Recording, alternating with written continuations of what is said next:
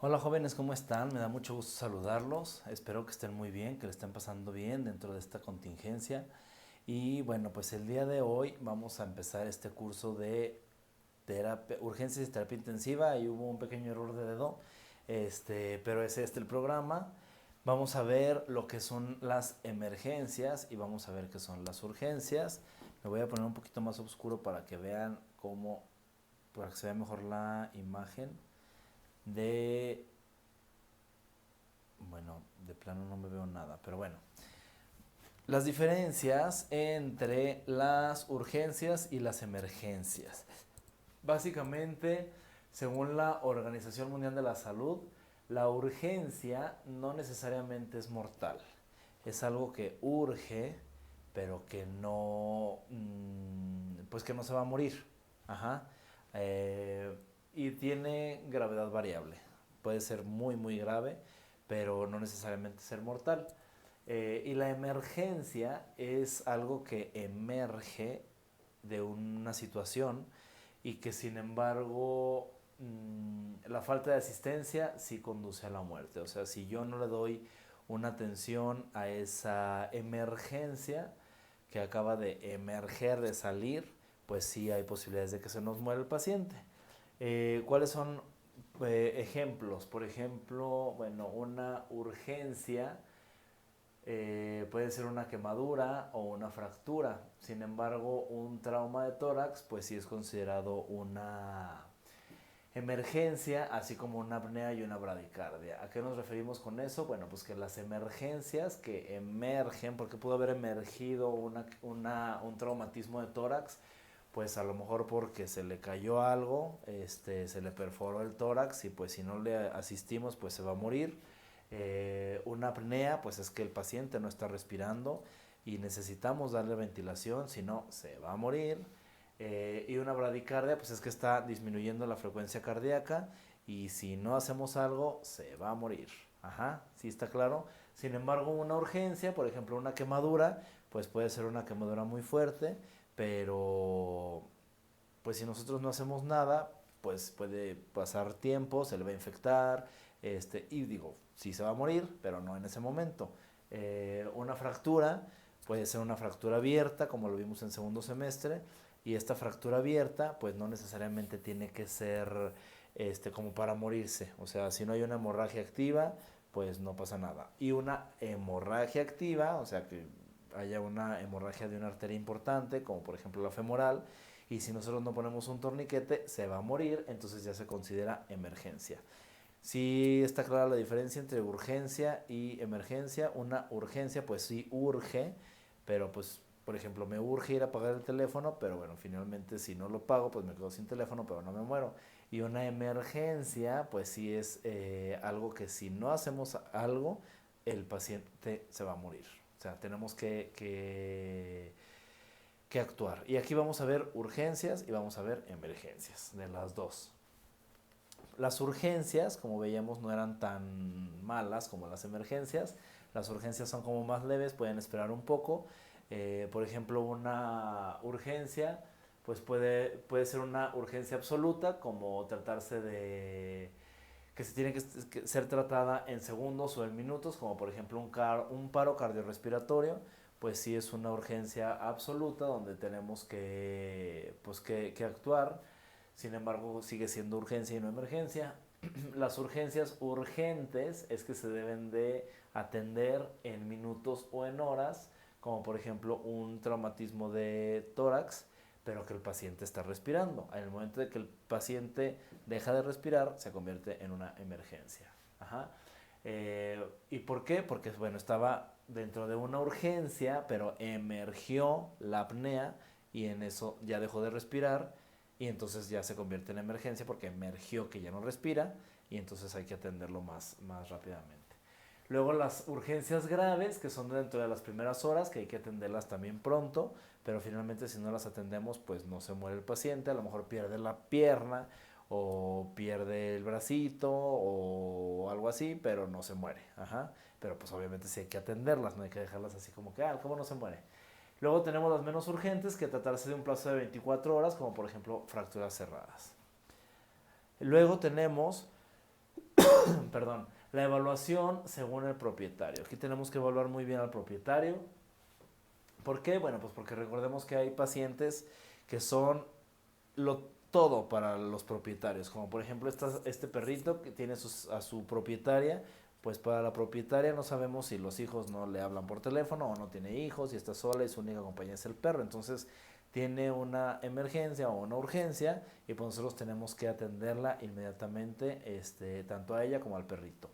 Y bueno, hay que ponerse en el lugar del cliente porque está inseguro, no sabe qué va a pasar con su perrito, no sabe si se va a curar o si no se va a curar. Es lo primero que llegan y nos preguntan, oiga, ¿se va a curar? Pues espéreme, déjame ver qué tiene, lo reviso. No, bueno, pues que dígame si se va a morir. Esa inseguridad nosotros hay que entenderla y tratar de ser amables con la gente. Los mismos propietarios tienen miedo porque pues están viendo a su perrito en una situación que nunca más lo habían visto. Imagínense una convulsión, por ejemplo.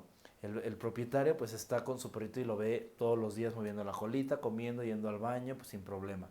En el momento que lo ve convulsionando, para él es un shock, es un miedo, porque está viendo algo que no puede controlar y que sabe que necesita atención médica y que solamente el médico veterinario lo puede ayudar pues para que disminuyan o se eliminen estas convulsiones. Entonces tiene miedo, tiene reacciones emocionales, a veces llegan propietarios gritando, llegan propietarios muy enfurecidos, llegan propietarios que definitivamente tenemos que calmar.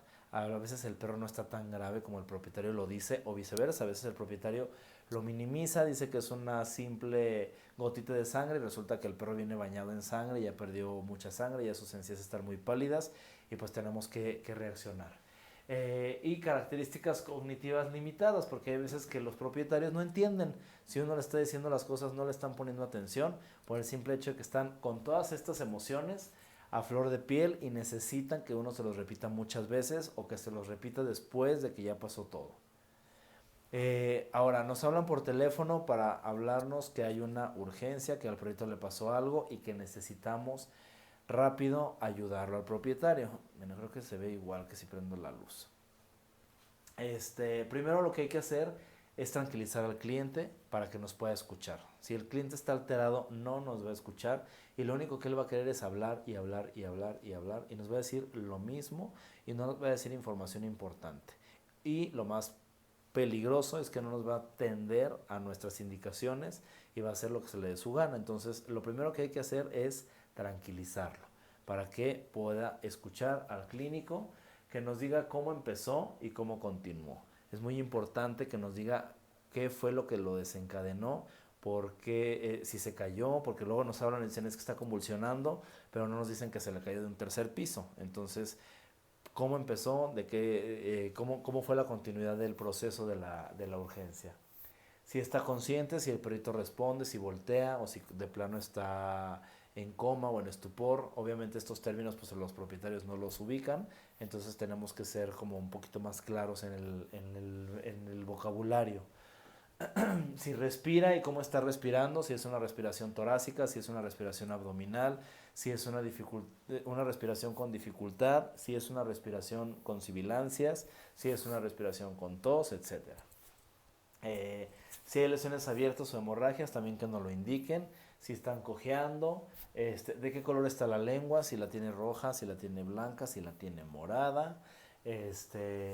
Y si hay otras anormalidades, como por ejemplo si hay vómitos, si hay orina, etc. Si se intoxicó, con qué y obtener el vómito. Si el perrito está intoxicado, necesitamos saber qué fue el tóxico que ingirió, cuál fue la planta que masticó, cuál fue el veneno para ratas que ingirió, para tener una mayor capacidad de poder responder a esta urgencia. Luego, los primeros auxilios por parte del dueño. Existen algunos primeros auxilios que se pueden encontrar fácilmente en internet, sin embargo, pues muchos no son muy útiles y a veces salen contraproducentes porque lesionan más al pobre paciente. Entonces, primero hay que evitar discutir y disgustar al cliente porque él quiere que vayamos inmediatamente. Hay veces que nosotros estamos ocupados o que estamos muy lejos o que simplemente no podemos atenderlos y entonces el propietario tiene que buscar la manera de poder realizar la maniobra en ese momento. Es muchísimo más fácil capacitar rápidamente por teléfono de una forma explícita al propietario de tóquele aquí, hágale acá, jálele acá, que mandarlo con otro veterinario que esté, aunque esté muy cerca de su casa, pues finalmente si lo podemos ayudar por medio telefónico, pues sería muy bueno y más en este tipo de contingencias que bueno, pues que sí es más complicado. Tratar de que domine algunas técnicas como la maniobra de Heimlich, que es una maniobra que se utiliza mucho en humanos, que es esta que se jala, se empuja hacia atrás y hacia arriba para cuando la persona se está ahogando. Sin embargo, esta maniobra también existe en perros y es para cuando hay cuerpos extraños, que al perrito se le atora la pelota. En perros grandes y medianos, pues puede ser una posición lateral. En perros pequeños y gatos, una posición colgada, o sea, como que colgamos al paciente hacia abajo. Y hay que colocar el puño en la línea media sobre el abdomen caudal, perdón, caudal al esternón, o sea, en el cifoides. Y hay que hacer movimientos de presión y repentinos, como en esta imagen. Es como se puede hacer. Ahora, en este caso, pues muchas veces no funciona, muchas veces el perrito se desespera y empieza a morder al dueño. El perrito no sabe que se está ahogando, no le podemos explicar. El propietario no le puede decir, te estoy ayudando. Simplemente el perro está desesperado. En algunos casos funciona, pero de hacer esto a no hacer nada, definitivamente esto sí le puede llegar a salvar la vida. En este caso, pues con la maniobra dispara el cuerpo extraño porque lo transporta al momento de que presionamos lo mucho o poco que queda de aire en los pulmones, pues sale el proyectil que tenía atorado y lo transporta hacia cavidad oral para extraerlo con los dedos o una pinza. Como el perro está desesperado, los puede morder. Entonces, otra cosa que puede hacer el perro es deglutirlo hacia el esófago. O sea, en lugar de estar en la laringe o en la tráquea, pues lo pasa al esófago y pues se le salva la vida. Digo, finalmente si es un cuerpo muy grande, pues es más fácil el día siguiente o dentro de 2 días entrar a cirugía de estómago a que se nos muera el paciente. Eh, bueno, seguimos con la llamada telefónica. Hay que mencionar al propietario que es importante proteger la herida u órganos con paños limpios y húmedos. ¿Esto para qué? Pues para que no se deshidrate la herida, para que esté, pues digamos que en buenas condiciones cuando llegue con nosotros. Sin embargo, si hay una hemorragia, pues que le ponga un torniquete y que no lo lleve, porque muchas veces llegan con el perro súper ensangrentado y pues hay que sedarlo, hay que anestesiarlo para que se deje limpiar y es más peligrosa la anestesia si ha perdido más sangre.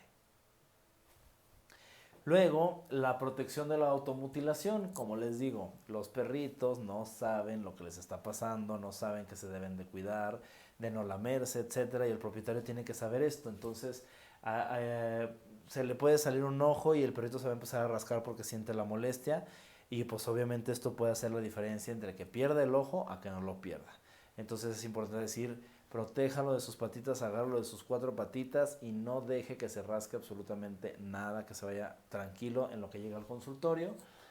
Por ejemplo, en la balanopostitis, que es la inflamación del pene y prepucio, también hay veces que el perro se cruza, eyacula, exterioriza el pene de la vagina, o sea, lo saca de la vagina, pero no lo saca, no lo vuelve a guardar en el prepucio.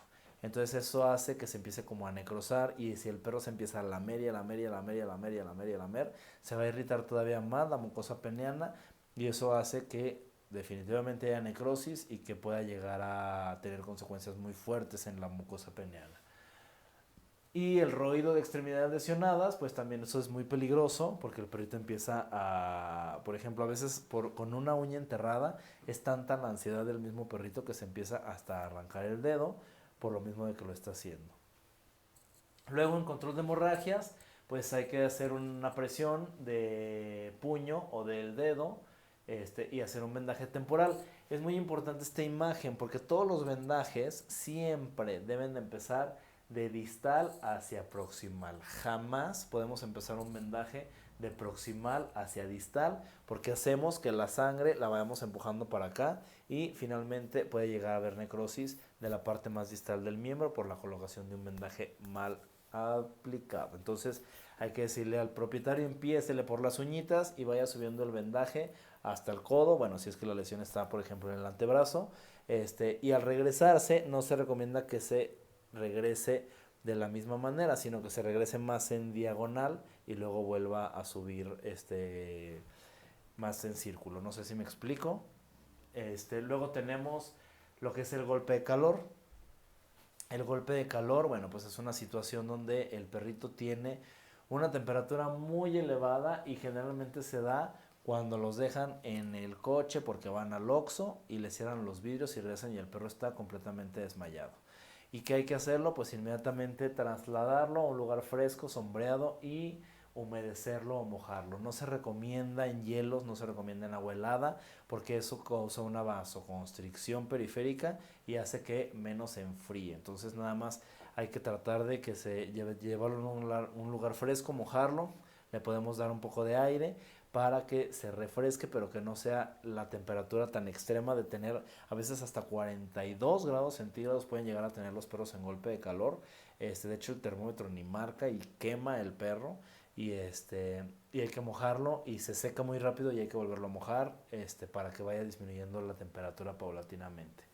Aquí está esta imagen que dice un horno caliente o un coche caliente. Es lo mismo, muchos perros mueren cada verano, incluso con las ventanas bajadas los coches pueden convertirse en tumbas en pocos minutos. Entonces este tipo de publicaciones es importante que la gente las vea, pues para que no lo hagan.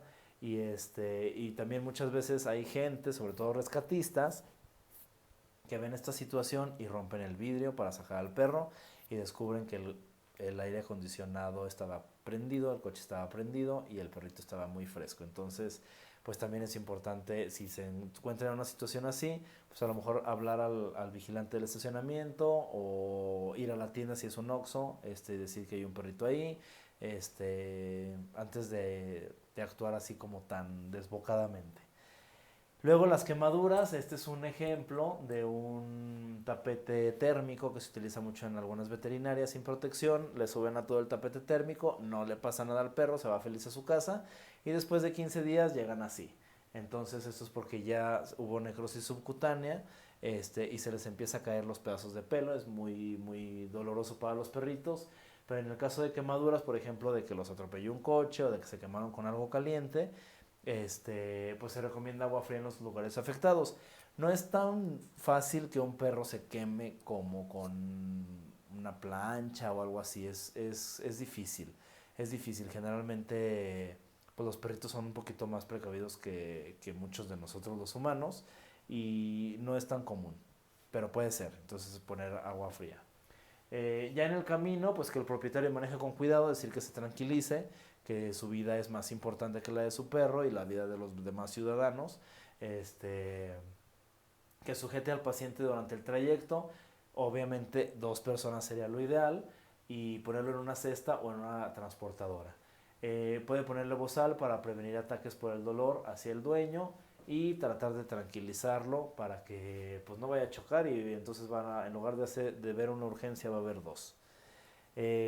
Y un dueño nervioso pues también transmite la excitación a su animal y empeora con ello el pronóstico. Y a veces que el perrito va más tranquilo que el propietario, entonces eso también mencionárselo al propietario, decirle usted le está transmitiendo toda esta angustia, toda esta desesperación que usted siente.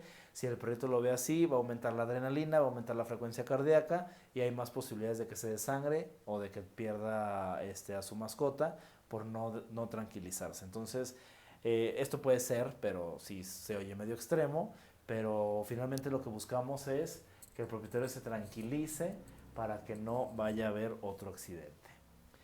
Y ya en la clínica, bueno, pues necesitamos trabajar en equipo, tenemos que tener todo listo para todas las emergencias, siempre que estemos en la clínica y no haya trabajo, pues tratar de tener todo listo, todo preparado, los equipos listos, los equipos calibrados, los fármacos, pues que estén llenos, jeringas, que siempre haya todo para, no sabemos qué va a llegar, y pues tenemos que actuar rápido. Entonces hay que trabajar en equipo. Generalmente tenemos que tener un líder en la clínica que es el que nos va a estar como indicando qué hacer a cada quien. Y bueno, si no sabemos qué hacer, pues lo ideal es mejor quitarnos y no estorbar y observar desde lejos. Y si necesitan de nuestra ayuda, pues ir en el momento de que nos lo soliciten. Y el lugar y el equipo disponible en todo momento, como les digo, y tener medidas de seguridad entrenadas. ¿Por qué? Porque recordemos que lo más importante en una clínica veterinaria es su personal. Eso es lo más valioso, no el equipo de tomografía, no el equipo de nada. El capital humano siempre es lo más importante en cualquier empresa. Y esto es muy importante porque si nos muerde un perro, si nos araña un gato, pues nos va a incapacitar para poder seguir trabajando. O a lo mejor no nos incapacita, pero sí nos disminuye la comodidad para seguir trabajando con los siguientes perros. Entonces, siempre hay que tener medidas de precaución para que no nos vaya a pasar nada. Y tener medidas de urgencias entrenadas, pues las vamos a ver más adelante, el canalizar rápido, el intubar rápido, el poder hacer un masaje cardíaco, el poder llegar, por ejemplo, rápido al ventrículo izquierdo en una inyección intracardíaca, para aplicar adrenalina, etcétera. Y bueno, también en la clínica, aquí tenemos el doctor dándole, desfibrilando al hámster. Mantener libres los accesos, también hay mucha gente que se mete, los propietarios se quieren meter, sáquenlos porque nada más estorban y nada más preguntan y eliminan la comunicación. Entonces mantener libres los accesos, activar el oxígeno, eso también es importante porque a veces dejan cerrado el oxígeno en muchos hospitales veterinarios y en lo que van a correr a abrir el oxígeno, pues el perro ya se murió. Instalar un aspirador por cualquier flema, tener tubos de laboratorio para tomar, antes de canalizar, tomar muestras de laboratorio, tener listos los rayos X para cualquier cosa, el set de urgencias listos con sondas, instrumentos, gasas, etcétera. Y todos los equipos, todo el equipo, perdón, debe de estar familiarizado con todas las funciones, para qué sirve esto, para qué sirve esto otro, para qué sirve esto otro, cuándo se aplica, en qué momento, etcétera. Entonces todo esto es importante y obviamente pues lo vamos a ver durante el curso. El equipo de botiquín de urgencias, bueno, pues primero que nada es el ambú, que es este. Este es el ambú, esto lo pueden conseguir en una tienda. Bueno, es un video en YouTube esto y no puedo decir marcas. Bueno, luego les digo en el aula virtual. Pero está ahí por la universidad. El ambú, catéter endovenoso y oxímetro. Ahorita está muy de moda los oxímetros por lo del COVID. Entonces, pues pueden conseguirlo en diferentes tiendas por internet, los oxímetros, y son muy útiles. Aquí está el oxímetro. Este es el que se utiliza, se pone en la lengua y nos da la cantidad de oxígeno que tiene en la sangre y nos da la frecuencia cardíaca. Y esto es muy importante porque no necesitamos tener el estetoscopio para estarlo monitoreando. Ahora, a veces falla, como cualquier equipo electrónico, a veces falla. Entonces, pues si falla, pues no pasa nada. Simplemente hay que estar corroborando con un estetoscopio que está a la par. Y recuerden que el oxímetro de pulso se fija mucho, o bueno, se guía básicamente por los colores de la lengua. Entonces, si nosotros se lo ponemos a un chau chau, pues no nos va a registrar igual. Porque tiene la lengua morada. El instrumental básico para diagnóstico, pues estetoscopio, que ya los conocen todos. El martillo de reflejos, que es una fuente de luz que hasta puede llegar a ser su celular en un momento de urgencia. Hay unos que nomás les hacen así y prenden la lamparita, entonces pues es muy rápido tener la fuente de luz. Guantes, obviamente, pues para sacar, meter, explorar, lo que sea. Test de diagnósticos de glucosa, que también en un glucómetro está fácil, pero eso se sustituye también con los tubos de diagnóstico. Y termómetro y gel para poder estar checando la temperatura del paciente. Para trastornos respiratorios, bueno, pues se recomienda el ambú, que ya lo vimos, los tubos endotraqueales o sondas endotraqueales, que son muy importantes de tener de varios calibres, porque si no hay sondas endotraqueales y el perro está en apnea, o sea, las posibilidades de que se mueran son altísimas. Entonces hay que tener su tubo endotraqueal, el abrebocas o alguien que les ayude, un laringoscopio, que también son muy importantes tenerlo porque es una fuente de luz rápida y especial para poner la sonda, fijador de sonda, que puede ser cualquier listoncito, jeringa para inflado, hay que inflar la jeringa, que diga inflar la sonda en algunas ocasiones, en otras no, pinzas, lidocaína en spray, porque la lidocaína en spray es importante para los gatos porque cierran los cartílagos aritenoides y no hay poder humano que los libere más que con la lidocaína o relajantes musculares. La lidocaína es muchísimo menos efectos secundarios, entonces ya la relaja y entonces ya es más fácil intubarla. Por eso es importante que practiquen para que a la primera la puedan meter la sonda endotraqueal, porque si no, sobre todo en gatos, se cierran los cartílagos aritenoides, se ponen apnea y ya se les fue el gato. Y gel también, porque a veces están tan secas las vías respiratorias que por no tener gel se atoran y empiezan a batallar. Para el acceso venoso, bueno, pues se recomienda el torniquete, que una persona les ayude, o con estas liguitas que son muy útiles. Desinfectante, puede ser alcohol o yodo. Rasurar, obviamente. Tener catéteres de diferentes tamaños. Recordemos que existe lo que es el catéter amarillo, el azul, el rosa. El rosa es el más gruesecito, como para mayores de 20 kilos. El azul como para 10 kilos y el amarillo para menores de 10 kilos y gatos. Suero y venoclisis de diferentes sueros, y el venoclisis pues puede ser normogotero o microgotero. Si son menores de 10 kilos es microgotero, si son de 10 kilos en adelante es normogotero. ¿Cuántas gotas da un normogotero? 20 por mililitro, y un microgotero 60 por mililitro. Jeringas de diferentes tamaños y calibres, tijeras, cinta adhesiva y rasuradora. Este es como el kit básico para el acceso venoso. Para el vendaje, ¿qué necesitamos? Pues vendas, ¿verdad? Qué descubrimiento. También compresas, compresas abdominales, algodón, mucho algodón para vendajes grandes, tiras adhesiva y tijeras. Y este tipo de vendas, no nada más las elásticas, estos son tipo de venda autoadherible que al momento de que ustedes la van poniendo se va adhiriendo al otro pedazo de venda. Ajá. Y otros, bueno, pues tener el teléfono del propietario para cualquier cosa. Y de clínicas hermanas de urgencias que tengan otros equipos de intoxicación, bancos de sangre, etcétera. Tener plumas y papel. Las plumas a veces desesperan mucho a los clínicos porque no se tienen plumas y están con la condición de que cuánto pesó, o de que el teléfono del propietario, o algún dato que tienen que anotar, y no hay plumas o no hay papel. Y es desesperante no contar con esto, y es tan fácil y tan básico. En todos lados regalan plumas, en todos lados venden plumas, y a veces nos falta, tenemos todo menos una pluma donde anotar el peso, y ya sin el peso ya no podemos dosificar. Entonces es muy importante tener plumas y papel, algunas férulas, catéteres urinarios y, como les digo, el oxímetro. Los medicamentos, bueno, dentro de los medicamentos, aquí le vamos a dejar y nos vemos en la próxima. Ya casi ni me veo, pero bueno, lo importante es que se vea la presentación, no que me vea yo.